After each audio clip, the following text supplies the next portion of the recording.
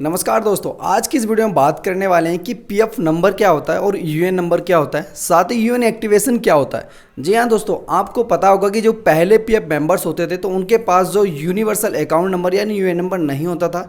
यानी ईपीएफ ने यूएएन की सुविधा उस वक्त लॉन्च नहीं की थी, उस वक्त जारी नहीं करी थी सभी पीएफ खाता धारकों के लिए। उस वक्त पीएफ नंबर होता था। अभी दोस्तों पीएफ नंबर से आपको क्या प्रॉब्लम थी, क्या चीज़ें थी, वो किस तरीके से था, वो आपको बता देता हूँ। फिर आपको यूएएन के बारे में बताऊँगा यूएएन क्या है। सबसे पहले देखिए, आप अगर किसी भी कंपनी में पहले जॉब करते थे, किसी भी इस्टेब्लिशमेंट में आप जॉब करते थे, तो हर एक कंपनी की अलग अलग आपको पीएफ नंबर दिया जाता था, जिसमें आपको जब अपना पीएफ क्लेम करना होता था या पीएफ निकालना होता था तो आपको हर एक पीएफ नंबर के साथ ऑफलाइन अलग अलग क्लेम करना होता था।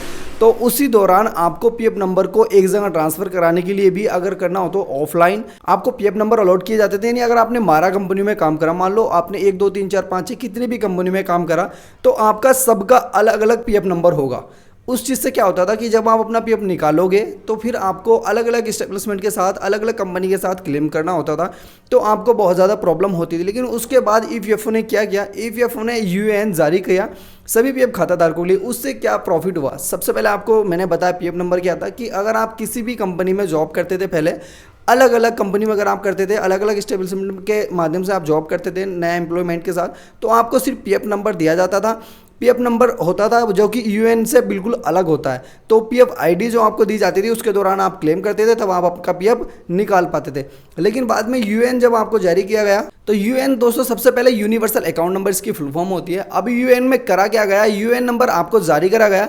यूएएन आने के बाद आपका हुआ क्या, जब मेंबर किसी भी कंपनी में ज्वाइन करेगा उसका एक बार आधार से उसका यूएएन जनरेट कर लिया जाएगा।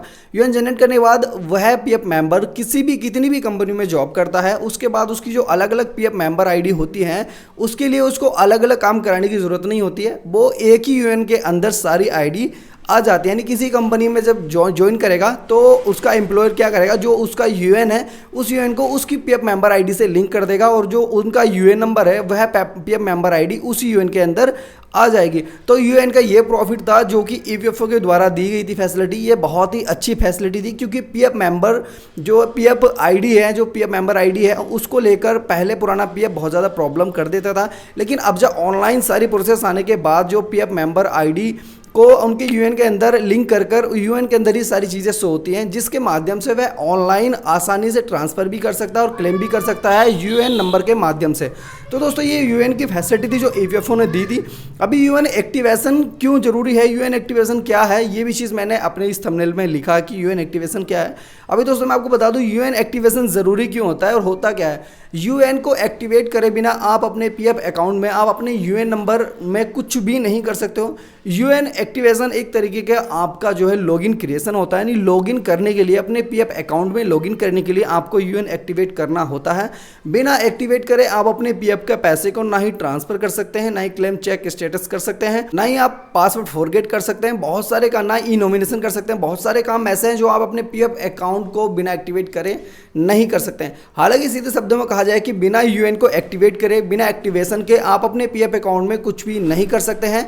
हालांकि पहले जो था, पहले पीएफ नंबर होता था तो यूएएन एक्टिवेट करने की कोई दिक्कत ही नहीं थी, ना तो केवाईसी करानी ना कुछ कराना, बस डायरेक्टली ऑफलाइन फॉर्म भरा और पीएफ ऑफिस में सबमिट करा अपने बैंक अकाउंट की पासबुक की फोटोकॉपी लगाकर और फिर उनके पीएफ बैंक अकाउंट में भेज दिया जाता था। तो इतनी सिंपल बात होती थी। जब ईपीएफओ के द्वारा यूएएन की सुविधा दी गई तो उस सुविधा के दौरान आपको करना क्या होता था, सबसे पहले अब क्या करना होता है। कुछ समय पहले ऐसा था कि यूएएन जो लिए जाते थे, यूएएन आसानी से बिना आधार के भी लिए जाते थे, जिनमें आधार सीड नहीं होता था, यानी आधार लिंक नहीं होता था, तो उनको एक्टिवेट करने में बहुत प्रॉब्लम आज के समय में आ रही है। उस केस में क्या है कि आपका जो यूएएन है आधार से लिंक नहीं होता तो एक्टिवेट भी नहीं कर पाते हैं। उसके लिए आप अपने एम्प्लॉयर से बात कर सकते हैं, एम्प्लॉयर उस चीज़ को करके आपको सॉल्व दे देगा।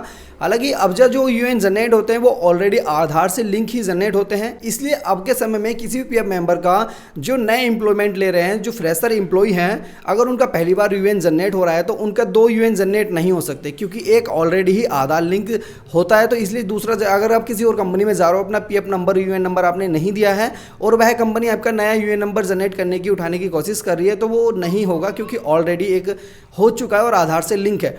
लेकिन दोस्तों जिनके दो यूएन नंबर है वो उनका इसीलिए हो जाता है क्योंकि जिनका आधार से लिंक यूएन नंबर नहीं होता है तो उनके दो यूएन नंबर जनरेट कर लेती है कंपनी। इसलिए दोस्तों ये जो फैसिलिटी है, ये फैसिलिटी ईपीएफओ के द्वारा दी गई है, ये आपके लिए बहुत ही बेहतर है। अभी दोस्तों सबसे पहले मैं आपको बताया पीएफ नंबर क्या है, यूएन नंबर क्या है और साथ ही यूएन एक्टिवेशन क्यों जरूरी है। ये तीनों टॉपिक मैंने आप सबको क्लियर कर दिया। अगर आप पीएफ मेंबर हो तो आपके पीएफ की सारी जानकारी होनी चाहिए, पता होना चाहिए क्या, किस लिए और क्यों है हमारे पीएफ अकाउंट में या फिर हमारे ईपीएफओ में। ईपीएफओ कई नए अपडेट भी कर रहा है, जिन अपडेट की जानकारी आपको टाइम टू टाइम मिलनी चाहिए, टाइम टू टाइम आपको मिलेगी तो आपको पता होगा ईपीएफओ क्या फैसिलिटी कब हमको दे रहा है। साथ ही दोस्तों अगर आप देखिए अब चाहते हैं कि आपको पीएफ के रिगार्डिंग नए अपडेट, नॉलेज, जानकारी और पीएफ के रिगार्डिंग जो भी प्रॉब्लम्स आती है उनके सोल्यूशन आपको प्रोवाइड होते रहें, आपको पता चलता रहे और आप सोल्यूशन खुद से कर पाए, अपने पीएफ का काम खुद से कर पाए, तो वीडियो को लाइक जरूर कर दें और चैनल को सब्सक्राइब कर लें और हमसे जुड़ जाएं ताकि आपको पीएफ के रिगार्डिंग सारे अपडेट और नॉलेज और आपकी हेल्प होती रहे। तो चैनल को सब्सक्राइब करना बिल्कुल ना भूलें। आज के लिए दोस्तों इतना ही, मिलते हैं अगली वीडियो में। जब तक के लिए अपना ध्यान रखिए, अपने आसपास साफ सफाई रखिए। बाय बाय, जय हिंद।